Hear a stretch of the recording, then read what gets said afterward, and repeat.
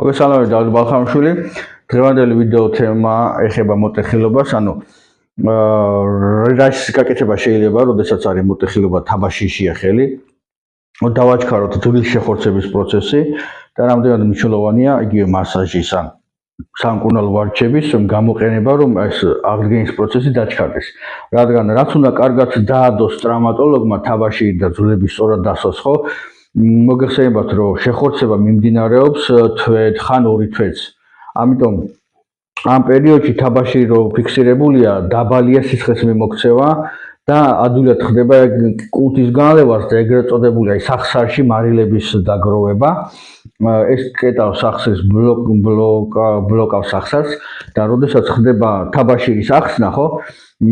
წარმოიქმნება პრობლემა სხვა რო უკვე მოტეხილობაზე კი არა სამუშაო.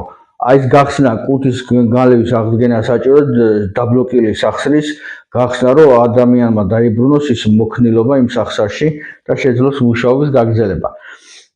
ამიტომ აი ამ პერიოდში, როდესაც თაბაშირი ადევს, უნდა გამოვიყენოთ კვებავები, რომ ძვლის შეხორცება დაჩქარდეს. კვებითი კუთხით მოგეხსენება თქვა იგივე არტალა ან ხაშის გამოყენება, რომელიც არაჩვეულებრივად აჩქარებს და აღადგენს ძვლის სტრუქტურას.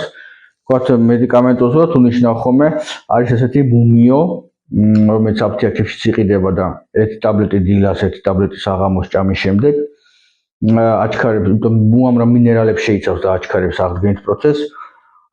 არის ლიმფომიოზოტი, ესეთი რომელსაც ნიშნავ ხოლმე პაციენტებში. ამის პლუსი ისაა, რომ ზუსტად ლიმფური სისტემა, რომელიც ჩვენს ორგანიზმში არის ერთგვარი კანალიზაციის როლს ასრულებს, ხომ? აჩქარებს ამ გაწოვის პროცესს, გამოტანის პროცესს და ზუსტად აი ეს მარილების დაგროვებას აფერხებს, რომ ეს ჩალაგება ნაკლებად მოხდეს, რომ თაბაშირის მოხსნის შემდეგ სახსარი ან არ იყოს ჩაკეტილი ან ნაკლებად. ასე უნიშნავ ხოლმე ტრაუმელესია, რომელიც მყესების სახსების აღდგენას აჩქარებს და ოსტჰელი, რომელიც ძვლის შეხორცების პროცესებს აჩქარებს.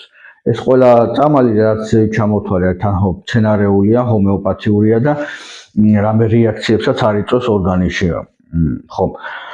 რაც შეეხება ნახეთ მასაჟი, ვარჯიშის ჩვენება მინდოდა, ფიქრობდი რა კუთხით მეჩვენებინა ვარჯიში, მაგრამ ძალიან ძნელია, იმიტომ რომ ვარჯიშის წამალებითა და როცა თუ არასწორად ბოლომდე ავხსენი პაციენტი ვინც გამოიყენებს, ამას შეიძლება უკური ჩვენებები მიიღოს, მით უმეტეს მოტეხილობას ეხება საქმე. ამიტომ არის ხოლმე როცა პაციენტი მოდის, ინდივიდუალურად ურჩევ ამ ვარჯიშებს, რომ ისწავლოს სახლის პირობებში რა მოძრაობები გააკეთოს, აი ელემენტარულად ვთქვათ, ხელია დაზიანებული, ხო? მე ამ ხელს ვერ ვამოძრავებ, თაბაშირშია. ელემენტარული რა მოძრაობის გაკეთება შეიძლება მეორე ხელით, იგივე დატვირთვა, თუნდაც მანჟეტით, ხო?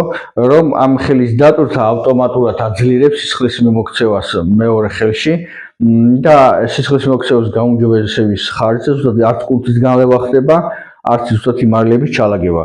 იგივე თქვათ ფეხის შემთხვევაში რის გაკეთება შეიძლება და ასე შემდეგ, მარტივად რო ვთქვათ. ან მასაჟი რამდენად მნიშვნელოვანია.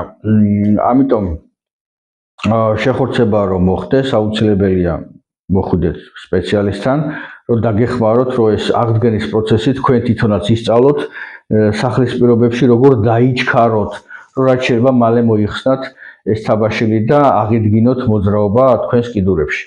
მადლობა ყურადღებისათვის.